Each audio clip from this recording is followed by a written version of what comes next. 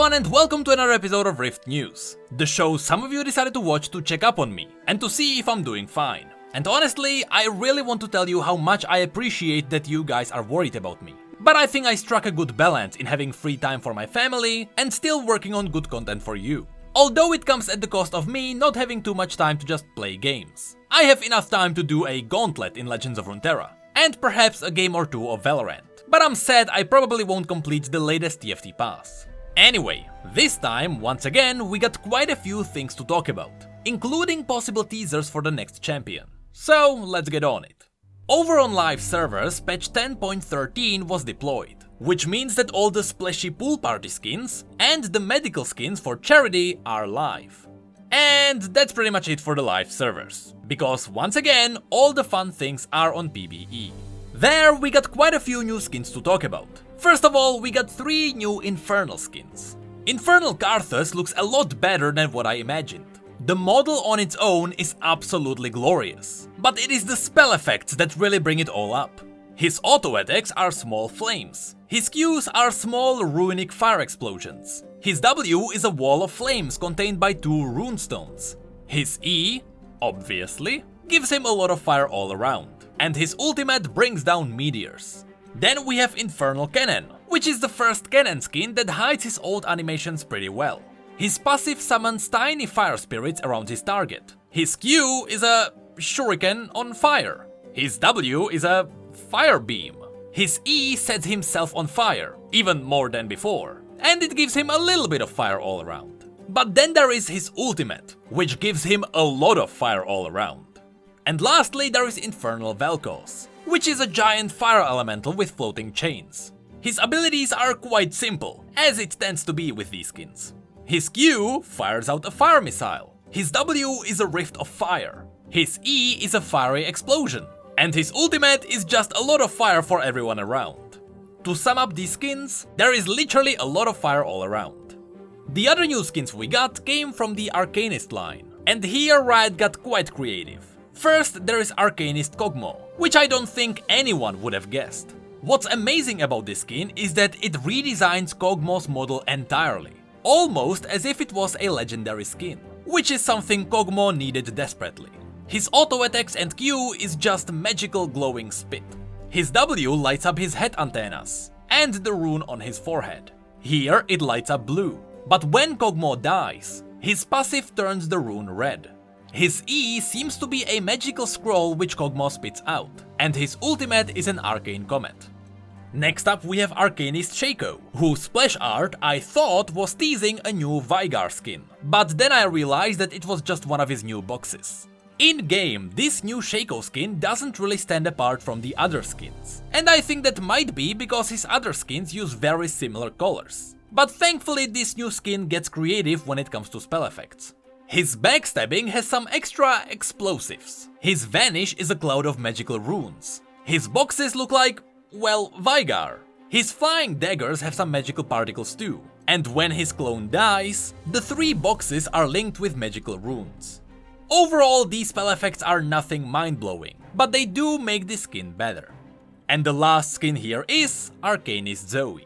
Honestly, I am not surprised to see Zoe in this skin line, since she fits the annoying but skilled wizard trope. Her Q got a lot more arcane, and what's cool about this spell is that when she redirects it, you can see a small book popping up to spew it out.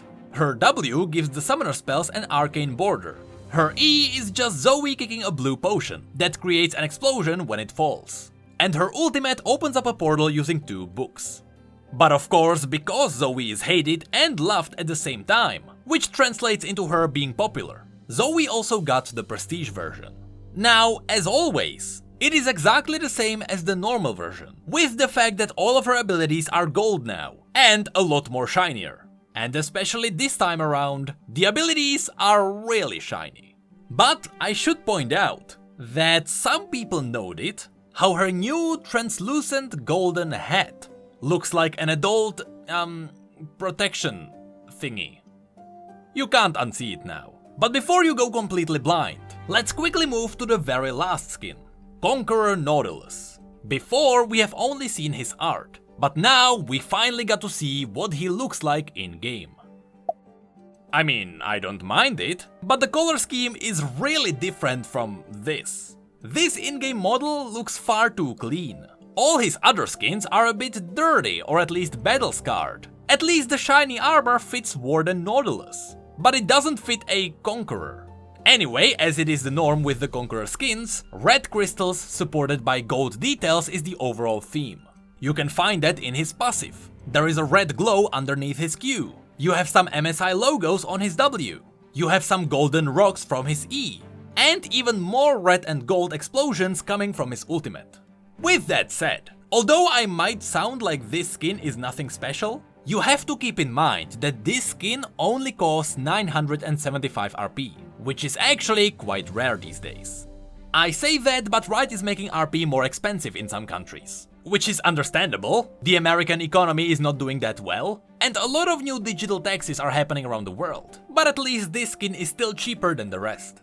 Of course, all of the skins we mentioned today will get some chromas, with the exception of Nautilus and Zoe. But I really want to call out Kog'Maw's chromas, because those are really good. They all look like separate skins, with each one of them not only having a different rune on their forehead, but the green one has an extra eye. Although normally, this amount of new skins would also signal a bunch of new icons and emotes, this time around we only got one new emote, which is a happy birthday emote for TFT.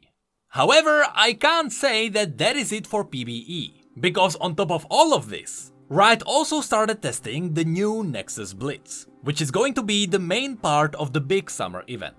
Now, of course we all know what Nexus Blitz is all about. It's a game mode where nobody cares about tryharding and everyone is just screwing around having fun. I think everyone can agree on that. But the reason why Riot is bringing it back is because they gave it an Ionian skin for the event. And let me tell you, the map looks amazing now. It also looks a little bit like Ziggs. It is not just a vague update as it was with the Blood Moon Summoner's Rift. Here, the entire map is brand new. Everything from turrets to nexuses to even the Christmas sleigh was given new Ionian design. Mechanically, however, the map behaves almost the same as its last version, although all the events got quite polished. Now, remember how I said that this new version of Nexus Blitz is being tested for release as a part of the big summer event? Well, remember that the big summer event is also supposed to be tied to 2 new champion releases. Which would mean that Nexus Blitz is teasing the new champions. And here is where things get a bit crazy. Surrender at 20 found out that the introduction mission for Nexus Blitz is called Spirit Blossom Prologue Mission. And from this name, it becomes obvious that the summer event will be themed around the Spirit Blossom festivals that appeared in the Perennial story, just as we theorized in the previous videos. But things get crazier than that. In the Perennial story, which again was the story that focused on the Blossom festivals, the main character learned about an Ionian legend, where 2 gods, the Gatekeeper and the Taker, are revealed to be responsible for guiding the souls of the dead to the afterlife. At least that is according to the Ionians. But curiously enough, the Gatekeeper is often pictured as a fox. And now, knowing that, if you go back to the art of Nexus Blitz, you may notice all the fox statues around. Not only that, last month, in the video where Riot teased Nexus Blitz and the entire event, you can find even more white foxes. Combine this with the fact that Ahri, or at the very least someone related to her, appeared in the Perennial story as well, and slap the fact that Ahri's past was kept a secret from us on purpose, and it was teased that her past is quite sketchy. And now I am almost ready to confirm that Ahri will be a part of the big summer event too. Obviously, these foxes may be teasing that we are getting the Gatekeeper as a separate champion, which would make sense because the Gatekeeper and the Taker are 2 characters, and we are supposed to get 2 new champions. But that would have to mean that the Taker would be this guy, and I'm not sure how much I want to rely on that. What's amazing is that this isn't even the only peculiar thing surrounding Nexus Blitz, because Surrender at 20 also found loot assets called Lilia's Haiku. And on top of that, there are 2 voice lines in the Nexus Blitz files that weren't used anywhere, and one of them references Lilia. They took your home, Lilia. Do not forget this loss. Let it course through you. spirits beckoning to bloom. I've been waiting for you. Now, knowing what happened to Seth's calling card, I am pretty sure this confirms that Lilia will be the next champion, which almost gets rid of the entire Fox God theory. But at least that means that Ari's story will be somehow relevant here. Also, I want to point out that many people think that this was the voice of Thresh. And I do have to agree that the voice filter is very similar. But I'm not sure if Thresh fits the entire summer event. So I think that this was either the voice of the second champion, or this was one of the Ionian gods. Hello there, this is me from the future. So it turns out that yesterday there was a leak. Now normally we would take these leaks with a pinch of salt, but this time around, on the Reddit page called Lilia Mains, someone posted the champion's art and then immediately deleted it. But what is strange about this is that this art can't be traced anywhere. It is an original piece. And on top of that, not only does this champion fit the font description, which has been around for ages now, but the flower she has on her staff fits the spirit blossoms perfectly. So although it is very unfortunate that somehow this art leaked, I do believe that it is real. Also, she has a lily flower on her head, which fits the name as well. It also might be a clever reference. But yeah, I do believe this also confirms that we are not getting a Fox God. Which also means that the other guy is not the Taker. So it can still be Yone. The other thing we learned yesterday during Anime Expo is that on July the 7th, which is in 2 days, Riot will talk about the Spirit Blossoms event, and they might reveal their new skin line themed around the Spirit Blossoms.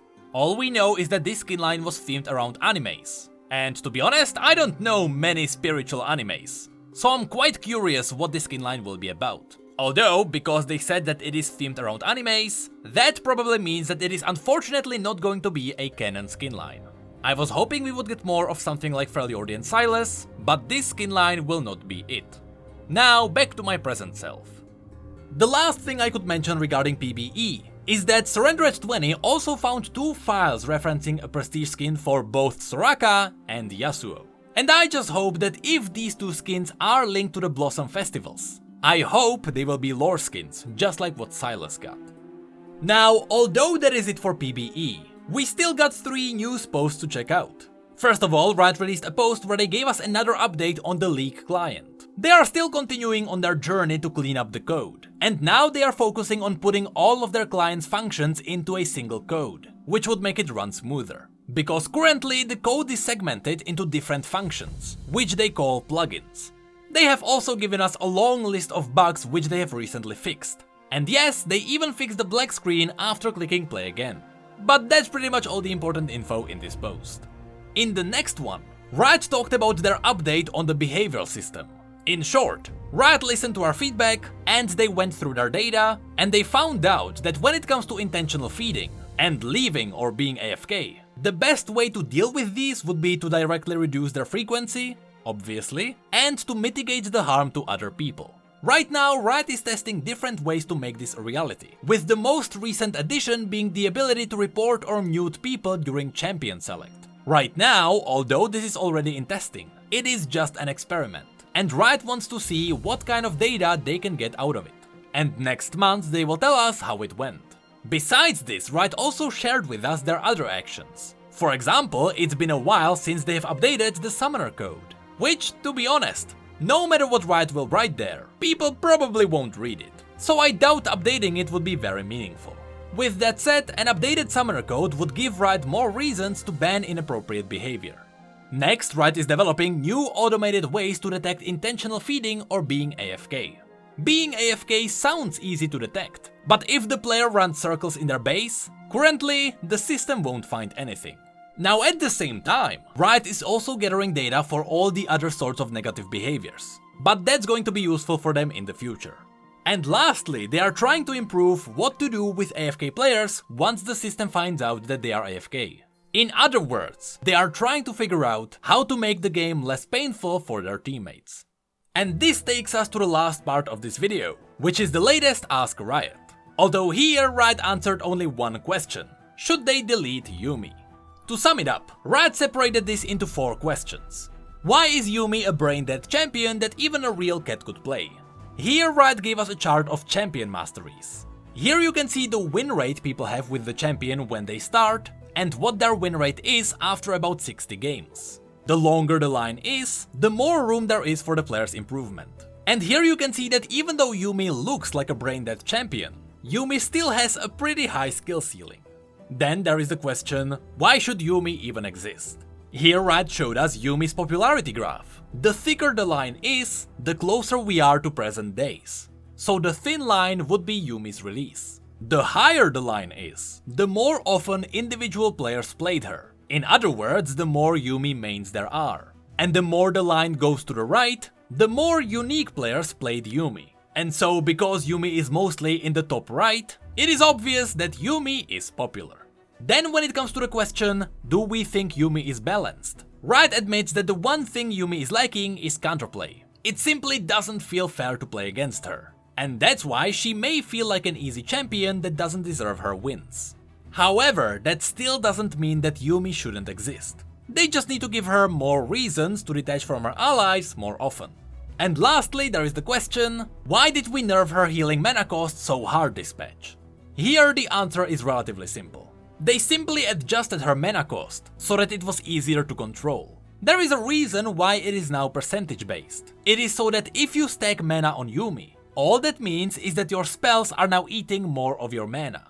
Riot made sure that Yuumi can't get infinite mana through items or runes, which was a problem in the past. You can still bypass this with mana regeneration, but at least this way, stacking mana won't make you able to spam heals in the late game. But that is it for this episode of Rift News. With the new updates to Nexus Blitz, and with all the new lore on Universe, I wouldn't be surprised if we got more info on the new champions within the next 2 weeks. So now, people should decide. Which side are you on? Team Lilia or Team Yone? Я сегодня тебе принес не букет из пышных роз, не тюльпаны и не лилии, а всего лишь петунии.